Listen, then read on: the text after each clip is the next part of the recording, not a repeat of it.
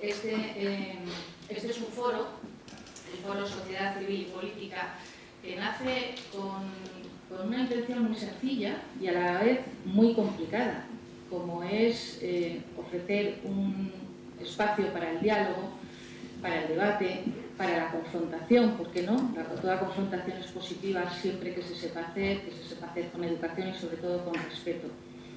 Con esa idea nace un foro que lleva ya 7 encuentros diferentes.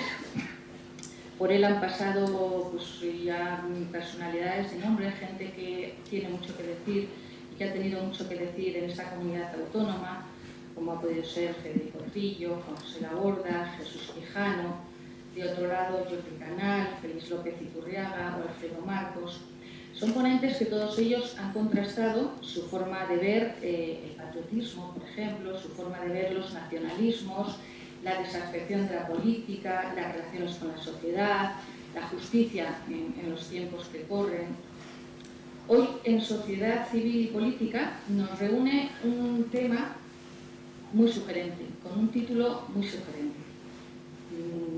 La verdad en la vida pública. La verdad, una palabra muy sencilla, pero nos encontramos en un momento, no hace falta que se lo cuente, donde la confrontación, precisamente, la crispación, el enfrentamiento, que es muy difícil encontrar la verdad y sobre todo discernir lo que es verdad de lo que no lo es. Y se lo dice una periodista que lleva 30 años trabajando en el diario ABC. Hoy cuando decía a mis compañeros que iba a participar en un foro de estas características, me decían, ¿vas a buscar la verdad? Digo, bueno, pues por lo menos vamos a buscar mimbres que nos ayuden a encontrar la verdad, porque hoy en día, y después de 30 años, como les digo, sigue siendo muy difícil encontrarla y saber raspar hasta dar con ella, porque te cuentan de un lado, te cuentan de otro, cada uno cree que tiene la razón y que está por encima de todo, y eres tú el que al final tienes que ir de una u otra forma haciéndote espacio para dar con ella. Como decimos, nos reúne hoy este titular, La verdad en la vida pública. La propia presentación del foro cita a Tolstoy en Guerra y Paz y dice: no existe grandeza donde no hay bondad, sencillez y verdad. Yo añadiría una cita mucho más sencilla, que seguro que ustedes conocen perfectamente, y que debería ser el faro para todos, por lo menos en mi profesión debería ser el faro. La verdad os hará libres. De ello vamos a hablar con nuestros dos ponentes. Vamos a hablar de la verdad con mayúscula, para que nos ayuden de una u otra forma a encontrarla y a saber discernir. De un lado, como hablamos de sociedad civil y política, pues de un lado, en este caso, de la política, tenemos a Juan Carlos Aparicio, político del Partido Popular, que ha pasado por todos los estamentos y por todas las administraciones, administración local, autonómica, nacional, parlamentaria. Ha sido diputado, senador, procurador en las Cortes de Castilla y León, durante 2 legislaturas alcalde de la capital burgalesa, de Burgos, con mayoría absoluta, una utopía casi en estos momentos. Quizá, de todas formas, el cargo, bueno, pues que más, supongo que no sé si que más le marcó, porque se suele decir que el cargo de alcalde de tu ciudad, todo el mundo coincide en que es el que más te llena, pero también ha sido nada menos que el ministro de Trabajo y secretario de Estado de la Seguridad Social. Fue consejero en la Junta de Castilla y León, consejero de la vicepresidencia, y hoy he descubierto y vicepresidente, eso iba a decir. Eso lo he descubierto hoy, no lo sabía, antes teníamos otro vicepresidente. Es químico de profesión y desde hace un año miembro del Consejo de Estado. También tiene muchas condecoraciones, como la Gran Cruz de la Orden de Carlos III, la Cruz de la Orden del Mérito Civil y la Cruz de la Orden de Isabel la Católica. No sé si me dejo algo, seguro que sí, porque estos currículos son para... El Jorjón de Aragón y de Marruecos. Exactamente el Mérito Civil. Esa creo que me la tengo por respeto. Bien. Al otro lado, por la sociedad civil, que esto no va a ser una constitución, mucho menos, pero sí distintas formas de ver la realidad.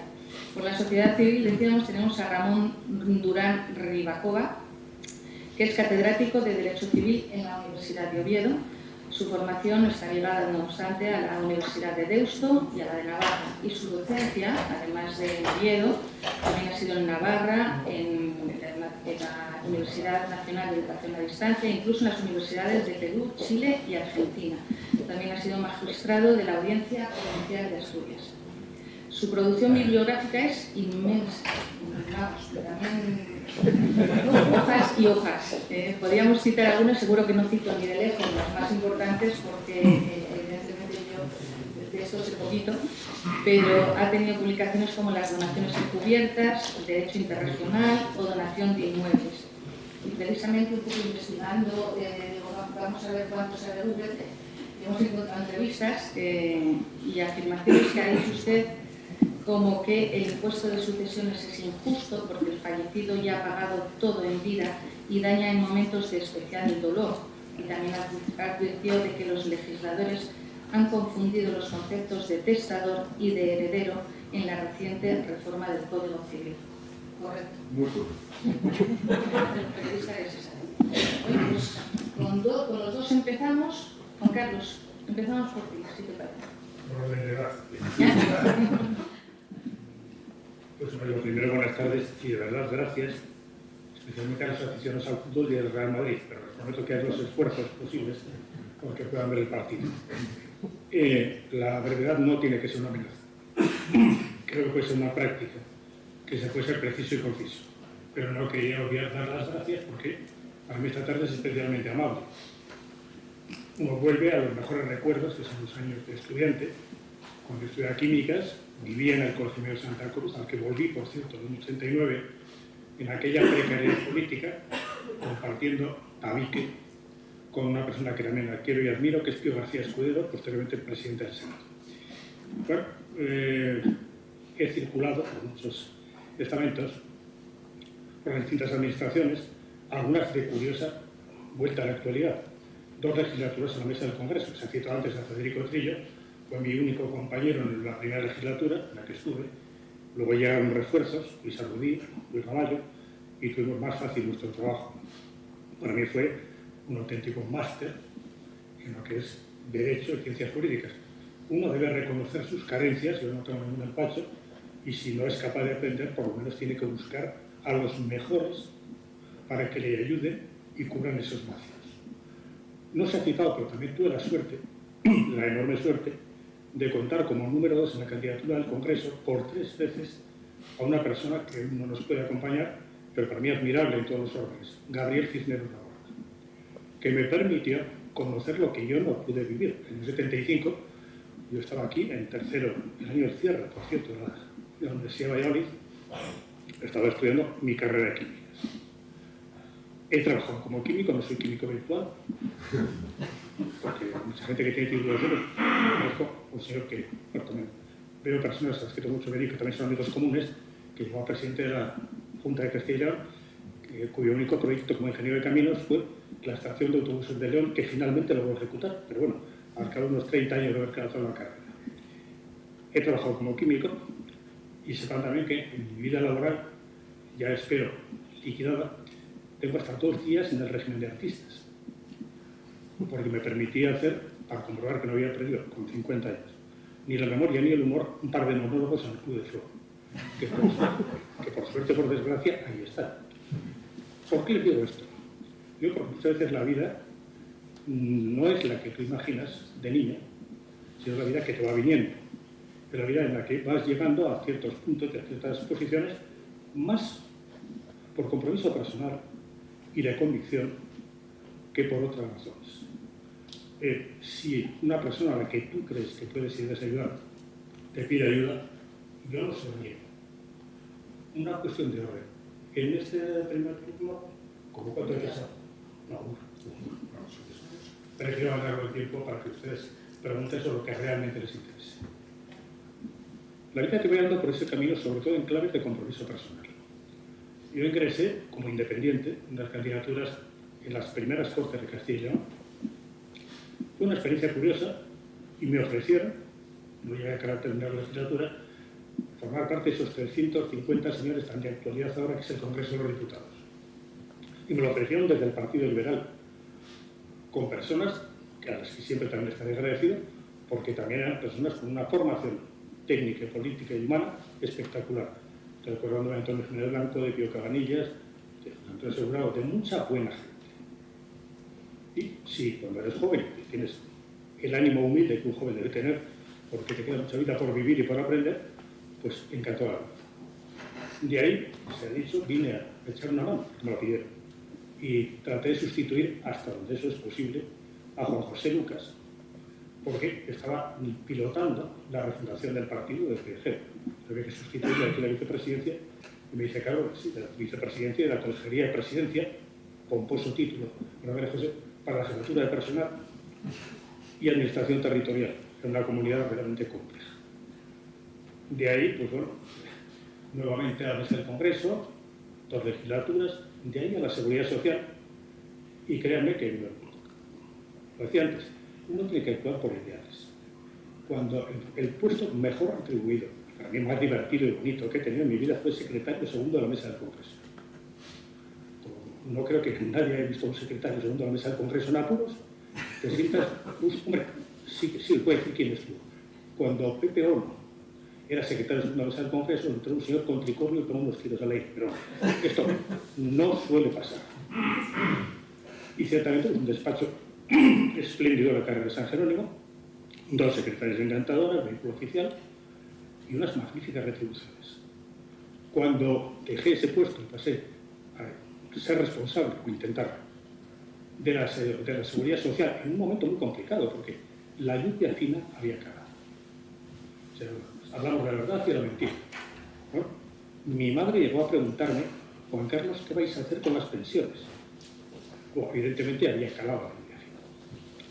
Bueno, eso supuso una merma aproximadamente del 30% de mis retribuciones. Pero para más gracia y humor, cuando paso a ser ministro, un 15% adicional de descuento. Mi mujer me dijo, deja de ascender que nos hundes. Supongo que para otras personas muy importante, aprovecho para saludar a mi buen amigo, que es Jesús Tijano. Los que somos del Antiguo Testamento nos entendemos mucho más fácil. Quiero que entiendan que uno tiene que tener una vocación. Lo que no puede estar es sujeto a hipotecas. Y cuando hablo de hipotecas, esa gente que dice, no, y ahora yo que estuve en Madrid, en este puesto y tal, ahora ¿cómo vuelvo al pueblo? Cuando me han hecho esa pregunta, he dicho, pues puedes volver en tu coche, en autobús, se imagina muchas cosas. Pero gente que piensa que esto es irreversible y ascendente, ¿no? Tienes que estar en cada momento, y ahora ya me meto en el lío. Yo les aconsejo que leáis la definición de verdad que tiene el diccionario de la Real Academia. Yo lo suelo hacer casi por sistema. O sea, aquí habla sobre todo de la concordancia con las imágenes que uno se crea de las distintas materias. Eso es la verdad. Que ahora tienen siempre un elemento subjetivo. Sí, posiblemente cada ser humano tiene un punto de subjetividad. Pero solamente es posible el entendimiento, creo, desde una palabra que se ha citado, decía nuestra moderadora, la confianza. Yo creo, mucha confianza no creo que haya entre partidos y fuerzas que necesitan verificadores internacionales. Y tampoco me parece que pueden ser una relación de confianza aquellas, ustedes me dan una explicación, relativa a la seguridad social, que es un tema, consulta sobre pensiones, la dejo para el final. Pero, digo también, yo creo, sinceramente, que no debe haber mucha confianza cuando se hacen ofertas a sabiendas de que son inviables y el otro las acepta. Eso me parece el festival de los tramposos. Pero otro día, el tema de seguridad social, respecto a lo que es el mantenimiento de la caja única, que es un principio sobre el que existen evidentemente sentencias y muy claritas, hasta para un químico, del Tribunal Constitucional, eso me parece que es, no digo vestir el muñeco, sino hacerse trampas en solitario no, porque en solitario no es. Pero ofrecer algo a sabiendas de que es inviable y aceptar para simplemente tener un argumento de visibilidad me parece fatal. No se lo pensarán ustedes. La verdad, yo creo que es un bien escaso en estos momentos, porque a mí me enseñaron, me educaron, sobre todo mis abuelos, que eran maestros de pueblo, que en principios tan elementales como que la verdad tiene que tener premio y la mentira castigo. pero no sé si les estará pasando a ustedes. A mí en estos tiempos tengo la sensación inversa, de que hay un premio, al menos un premio electoral, al menos un premio en términos de estricto poder, para mentiras, lo cual resulta no solamente sorprendente, sino muy desagradable. Así las cosas, en temas, y yo creo que es lo que se está alentando ahora, y eso duele, es el enfrentamiento, un caínismo que se alcanza a colectivos, como se dice ahora, bueno, el caínismo en la izquierda española no es novedoso. Se decía que el peor enemigo de un comunista es otro comunista de distinta tendencia. Pero es que ahora estamos viendo que el feminismo también se extiende, elementos, bueno, ¿qué demonios está pasando? Pues, quien siembra vientos, en Castilla lo hemos dicho siempre, quien siembra vientos recoge tempestades. Yo en mis pequeñas satisfacciones y orgullos poder pasear por mi ciudad sin que nadie me tire de la chaqueta ni un ladrillo. Pero empiezo a ver bastantes políticos que creo que no pueden permitirse ese lujo en su ciudad. Y no digo en su ciudad, sino en casi toda España. Así no se va a ningún sitio. Se añora el entendimiento, hay que decirlo todo. La transición, que esto lo hablé mucho con Gabriel Cisneros, con Álvaro Núñez, con muchos de mis buenos amigos de los llamados entonces azules, pero que desde luego eran gente con una visión de futuro espectacular, se basaba en la generosidad y en la verdad. En la generosidad porque unos tenían todo el poder y otros aspiraban a ceder. Y evidentemente se pudo llegar a acuerdos. Pero para llegar a acuerdos hay que tener posiciones definidas y saberlas mantener. Me decía mi abuelo, maestro del pueblo, que para ser un buen alcalde hay que tener la mitad de listo y la mitad de bruto. Dirán ustedes, pues es paradójico, ¿no? Hay que tener la mitad de listo para formarte el criterio adecuado. Saber escuchar, dejarte aconsejar, convencerte. Pero una vez que te convenzan de algo, hay que ser muy bruto para saberlo. Porque sabes que ya como químico, el principio de acción y reacción funciona directamente. Y eso es que las reacciones. Yo he vivido grandes acuerdos y grandes desacuerdos. Soy firmante del Pacto de Toledo. Éramos 11 personas los que firmamos aquello. Algunos tan sorprendentes como Cristóbal Montoro. Eso es lo que era también. Pero eso se hace desde posiciones bien definidas y desde la generosidad. Escuchando lo que te gusta y escuchando lo que no te gusta. Entre las definiciones de verdad, hay una de ellas en el diccionario que dice sin lisonjas. Hay que decir la verdad, de la manera más educada, de la manera más limpia y de la manera más comprensible. Pero las posiciones tienen que estar bien definidas para llegar a acuerdos. Y evidentemente se ha perdido el espíritu de la transición que tenía, como casi siempre en el ser humano, una parte que podemos leer muy en positivo, grandes sentimientos, curiosidad, deseo de futuro, y una parte de miedo. Yo el año que entré en política, como Jesús Quijano, en el 83, apenas habían pasado 2 años de un intento serio de golpe de Estado. Pero también, admítase que el ser humano se mueve por sentimientos más nobles que a veces por los menos nobles. No digo ya el miedo, digo la envidia, digo la codicia. Claro, aquí se confunden los conceptos. No es lo mismo ambición, me parece sana y legítima. Estoy seguro que los catedráticos de Derecho Civil aspiran a ser el mejor catedrático de Derecho Civil del mundo. Y el fontanero del barrio de las Rodillas, estoy seguro que es el mejor fontanero de Valladolid y es posible de Castilla y León. Eso es ambición. Codicia es otra cosa. Codicia yo entiendo que es pretender y buscar mucho más de lo que uno sabe que necesita y merece. Y esto sí que se ha convertido en un deporte muy practicado en los últimos años. Yo creo que la verdad también es, lo decía antes, explicar las cosas que también las puedan entender, porque si nos limitamos a decir, esto me ha pasado mucho en pensiones, yo les puedo dar una conferencia con lo que creo que tienen que escuchar o con lo que sí que les va a gustar, pero lo que sí que les va a gustar no les va a resolver prácticamente nada. Yo creo que se puede explicar, y es entendible, que ni una sociedad, ni un grupo, ni una familia puede estar indefinidamente gastando más de lo que ingresa. Pues una forma de explicar, porque se tiene que explicar por qué tenemos los volúmenes de deuda que tenemos y por qué tenemos los riesgos financieros y económicos que ahora tenemos.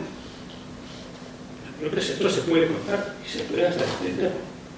Otra cosa es que uno se quede nada más en el argumento pobre y burdo de que viene la derecha, ¿no?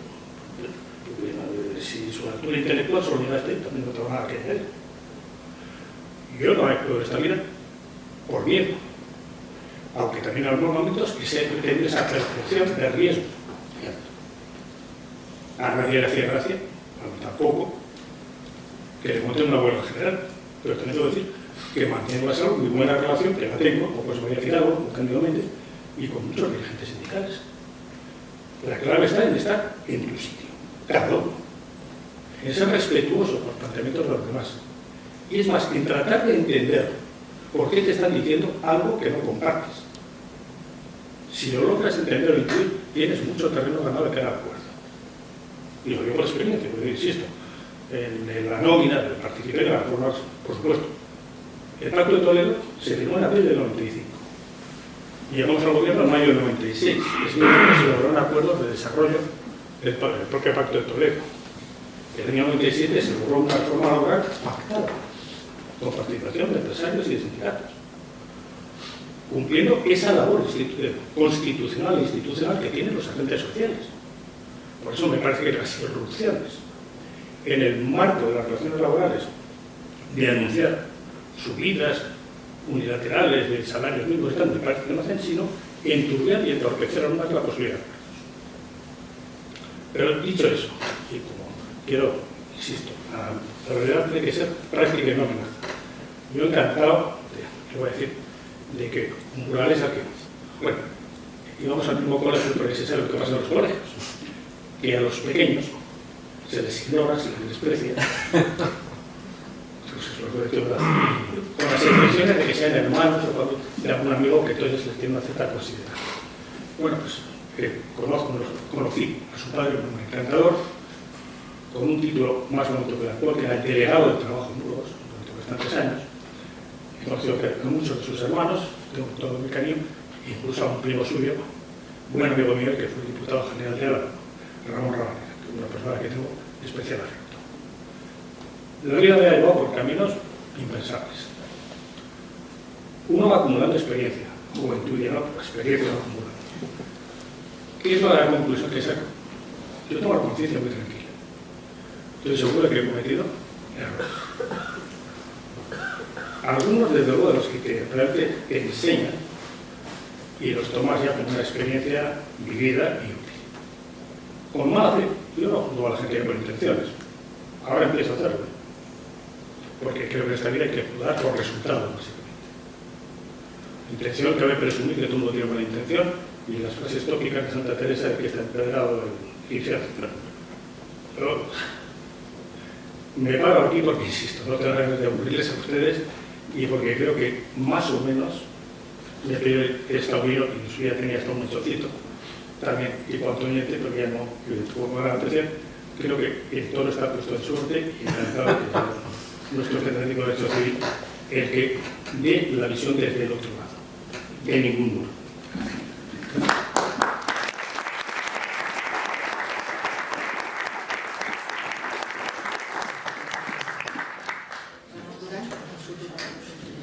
Muchas gracias. Yo quisiera agradecer. ¿Se oye bien? Sí. Yo quisiera agradecer mi presencia en esta sala. Antes con Luis Velasco nos acordábamos cuando ambos éramos decanos que tuvimos aquí una sesión sobre Bolonia, ¿no? La malhadada, el plan de Bolonia, ¿no? Un plan para una trama, ¿no? Y volver a Valladolid y sobre todo estar junto a quien su título, a mi juicio, su título más importante es mi alcalde.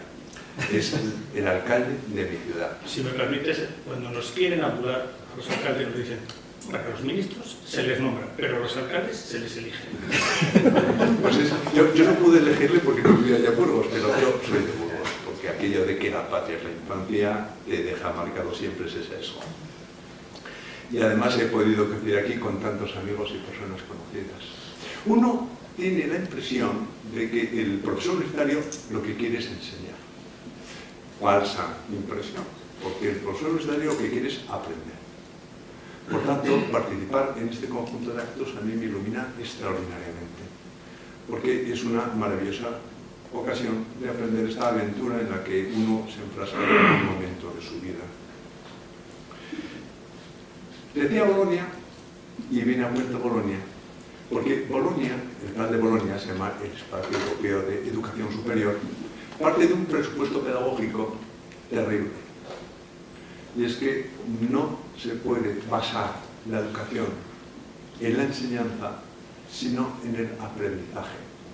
No se trata que los maestros de siempre te enseñen como nos enseñaron a nosotros, sino que tú aprendas por ti mismo.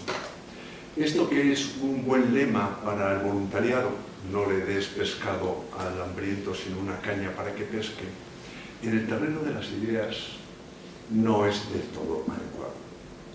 Pero se desliza una idea, y es que la verdad se va creando. Es curioso observar cómo, sin tener un preciso sentido antropológico correcto, aunque discutible, uno pueda cometer errores que son groseros en ocasiones.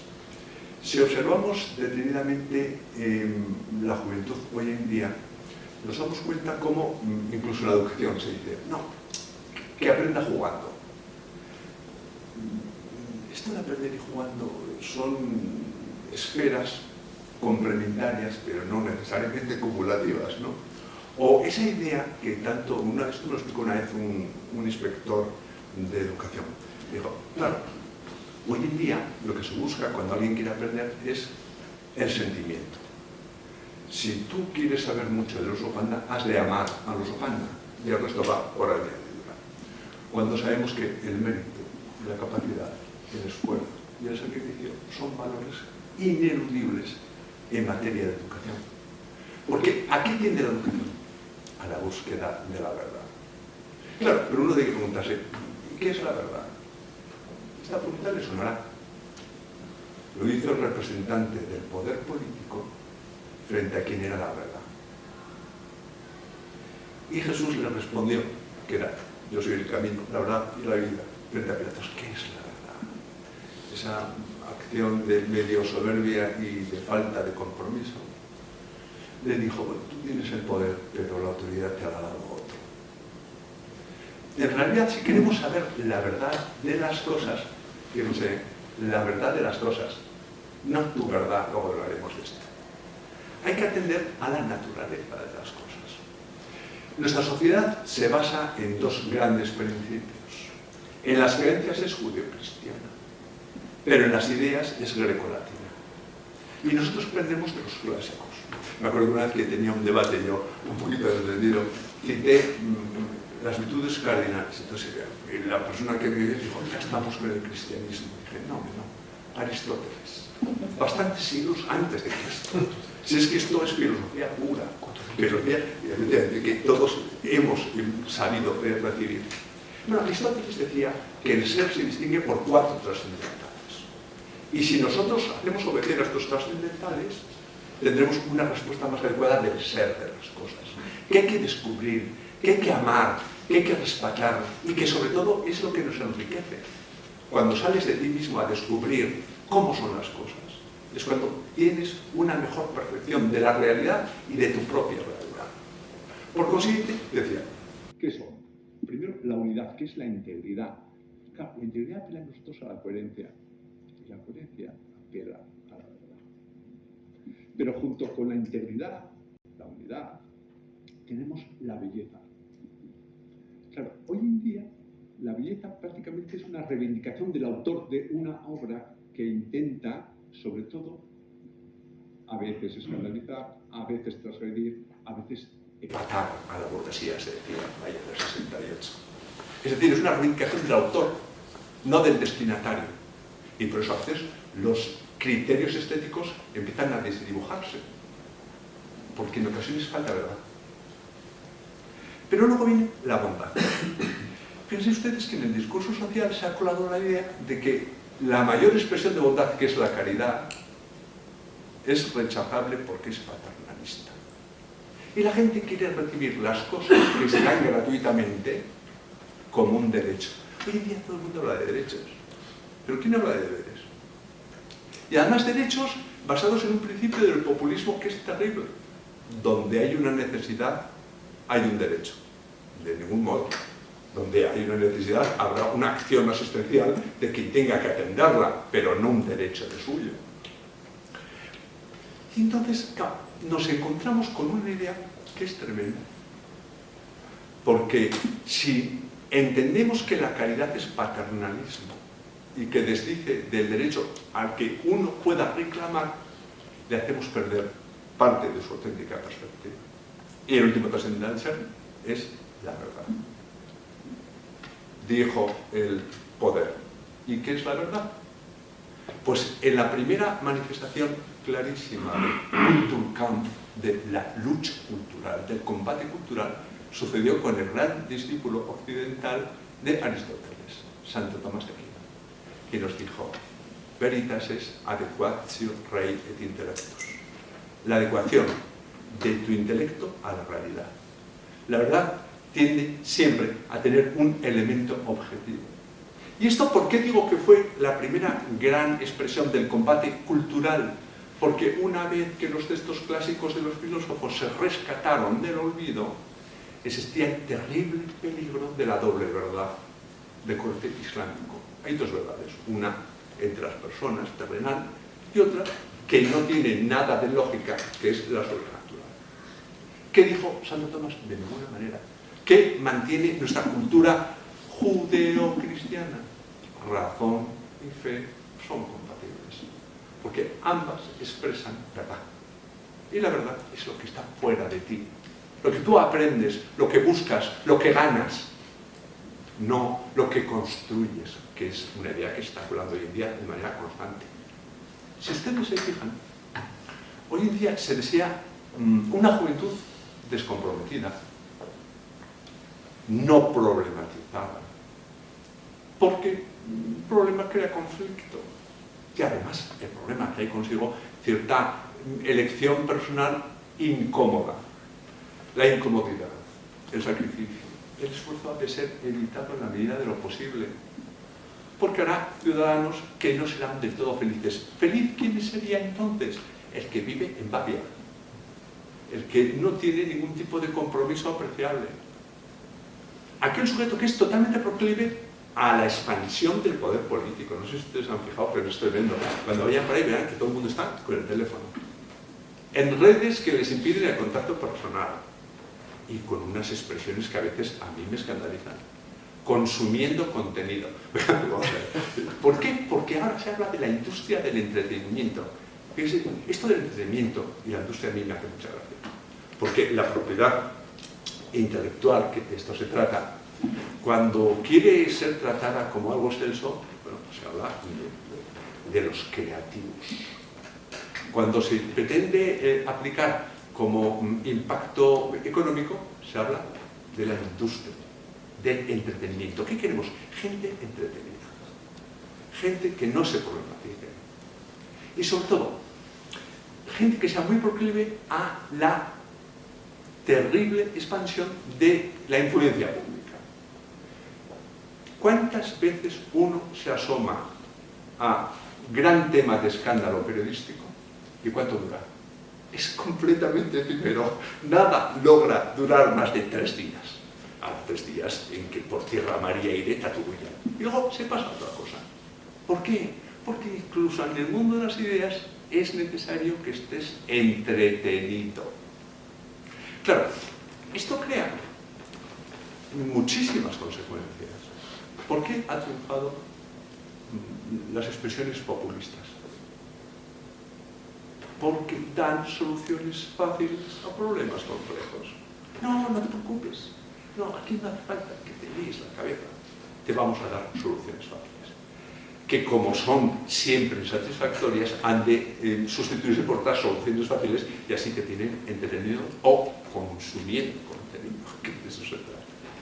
Claro, esto trae consigo algunas cuestiones importantes. Hoy en día se está hablando, por ejemplo, de la cultura de la cancelación. A ver, cancelación y cultura son incompatibles, porque no tenemos un concepto de cultura. Es que yo he oído a algún representante político hablar de la cultura de la violación. Oiga, mire, es que es imposible hablar de la cultura de la violación, porque no tenemos un concepto de cultura. Usted confunde cultura con expresiones de costumbres o costumbrismo, que es distinto. Cultura, decía Ratzinger, uno de los grandes pensadores de este siglo pasado, que es el conjunto de principios y valores atesorados por una sociedad a lo largo del tiempo. Principios y valores. Pero ¿qué es esto de la cultura del machismo? Pero es que el machismo no ha sido nunca ni un principio ni un valor. Ahora es una moda, es una costumbre, ya no es una costumbre terrorífica y implantada por todo el orden. Pero jamás habrá una cultura del machismo. Bueno, tampoco hay una cultura de la cancelación. ¿Qué pasa cuando uno intenta, descubriendo la realidad, huir del esquema previo, de los márgenes que otros te han marcado, de lo políticamente correcto, que es la mayor de las dictaduras? ¿Qué te cancela? Fíjense, es la muerte civil, la cancelación. Se acabó, tú no existes, no cuentas. Si una persona abraza hoy en día un feminismo que se entiende incorrecto, se la cancela directamente. ¿Por qué? Porque la gran inquisición es la prueba función, que divide no entre verdades, certezas e incorrecciones, sino entre lo aceptable o no aceptable, la moda o no la moda. Por eso, ¿cuál es el mayor reto que tenemos? Ayudar a la gente a pensar. Porque el pensamiento es lo que nos permite acceder a la verdad. Y por tanto, tributarle el homenaje que merece la verdad. Evidentemente hay muchísimas cuestiones que no son motivo de verdad absoluta y que tienen visiones distintas, como es normal. Pero en lo esencial siempre hay verdades que perduran. Es curioso, el idioma castellano o español constantemente habla de la mentira con andares. La mentira tiene las patas cortas. Antes se coge al mentiroso que al cojo. No sé por qué quieren cubrir con andares la mentira. ¿Pero qué es la mentira? Es el imperio del padre de la mentira, que es el diablo. Claro, esto es tremendo. Porque también se nos advierte, la verdad os hará libres. Libres de pensamiento, libres de opinión, porque sirves a la verdad. Ha habido algún político que ha llegado a decir justo lo contrario, que es una mentira como la copa de un pino. Y es que si eres libre, con la libertad te hará verdad. No. La libertad te hará auténtico, no verdad. Es distinto, auténtico, yo soy como soy, os vais a enterar como soy, de la verdad. Claro, la verdad significa para nosotros un reto y nos enriquece constantemente. Hoy en día está muy de moda la diferencia entre error, mentira y tolerancia. Cuando toda la actividad de quienes tienen confiada la altísima responsabilidad de gobernar el país se manifiesta en cambios de opinión, como si fuera lo mismo una cosa que la otra, mañana u hoy, corremos un peligro. Y es que son reversibles, vete a saber dónde acaban, y sobre todo, que son cambios de opinión a una velocidad increíble. Hablábamos antes que, siendo miembro del Consejo de Estado, muchas veces se quiere hurtar el dictamen del Consejo de Estado. ¿Cómo se hace? De repente, todas las leyes, sean cual sea su naturaleza, se convierten en urgentes. ¿Para qué? Para evitar el consejo adecuado de los organismos competentes. Yo no quiero alargarme mucho y hay que tener cuidado porque yo no amenazo con brevedad. Pero no amenazas, siempre es la práctica. Lo voy a intentar. Claro. Miren, les voy a poner un ejemplo. Hace poco yo tuve un debate. Yo soy bastante polemista. Pero no porque me guste ser polemista, sino porque creo que el contraste de ideas es bueno. Bueno, hay gente que opina estas cosas de mayo del 68, ¿no? Que el camino es la meta. No, el camino es el acceso a la meta. El consenso y el diálogo es la expresión máxima de la verdad. No, puede ser la expresión máxima de un cierto aprovechamiento entre dos posturas distintas. Pero esto no es así, es decir, no se chapanean con estas cosas. Claro, yo os diré que soy muy polemista. Y hace poco tuve un debate con la que fue impulsora de una ley que a mí me llamó la atención. ¿Por qué? Porque esa ley manifiesta muy bien ese deslizamiento del eufemismo a la media verdad y a la mentira absoluta. Ley del tránsito. ¿Cuándo se aprobó la ley de eutanasia? En plena pandemia. Cuando yo se lo dije al que entonces era, que acababa de ser ministra, decía, Luisa García decía, pero Luisa, es que lo probasteis en plena. No, sí, te traigo el calendario. O sea, fue así. Pues esa ley es importante en mi juicio, porque es una ley que comienza, bueno, con cierta expresión más o menos de dudosa conveniencia, que empezaba con una especie de iniciativa de suicidio asistido. Pero de repente, salto al vacío. No sé si ustedes saben que en el catálogo de prestaciones del Servicio Nacional de Salud está la prestación de ayuda a la muerte. Oiga, ¿usted cómo puede mezclar muerte y salud? Es que es imposible. Usted ya le puede dar vueltas a esto y hacer lo que quiera. ¿Pero qué dice esta ley? Que no me extenderé, simplemente es por un ejemplo. Pues dice que queda prohibido expedir certificados de defunción, causa de la muerte, eutanasia, o prestación de ayuda a la muerte, que en el registro civil no puede constar, y que ha de constar muerte natural. Una ley que te obliga a mentir en el instrumento de fidelidad de los hechos, llamado registro civil. Esto es inaudito. Bueno, hace poco, por ejemplo, se ha reformado el Código Civil. Como ven, yo llevo el asco a mi sangre. Y en la última reforma del Código Civil es con la ley trans. Bueno, se ha cambiado el artículo 44. Antes el artículo 44 decía: el hombre y la mujer tienen derecho a contraer matrimonio con plena igualdad jurídica. Esto está en la Constitución, ¿eh? Artículo 32 de la Constitución, textual. Claro, ahora hombre y mujer son palabras malditas.